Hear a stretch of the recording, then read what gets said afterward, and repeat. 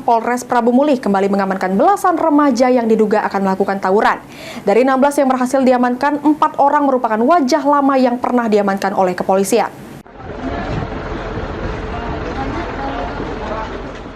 Polres Prabu Mulih mengamankan belasan remaja yang akan melakukan tawuran.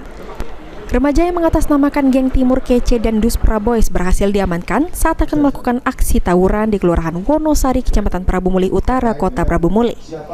Dari 16 remaja yang berhasil diamankan ini, 4 orang diantaranya pernah diamankan petugas sebelumnya dalam kasus yang sama.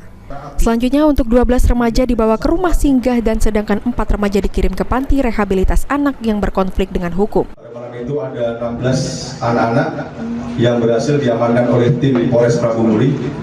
Kemudian telah dilakukan interogasi dan identifikasi terkait dengan peran ataupun keberadaan yang bersangkutan di lokasi TKP. Kemudian dari 16 orang ini ada 14 wajah baru, kemudian 12 wajah baru, kemudian 4 wajah lama yang beberapa saat yang lalu telah kita lakukan kejadian sama dan tertangkap, kemudian telah dibina oleh Dinas Sosial Kota Prabu Mulih dan rupanya yang saat ini mengulang untuk menghilangkan aksi tawuran anak-anak.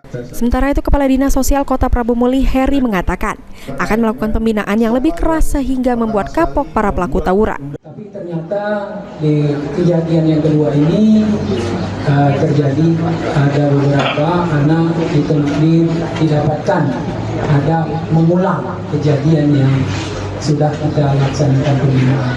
Oleh karena itu kita melakukan tindakan-tindakan yang bersifat lebih terikat lagi dari sebelumnya. Rencana kami mungkin dari 16 ini setelah diserahkan oleh Kapolres, Bapak Kapolres dan jajarannya, mungkin kami akan bawa, nanti kita ada rumah singgah. Namanya rumah singgah itu identifikasi tidak lama, sementara. Dari ke-16 remaja yang berhasil diamankan didapati 2 senjata tajam yang diduga kuat untuk melakukan aksi tawuran. Anggi Perkasa, POL TV.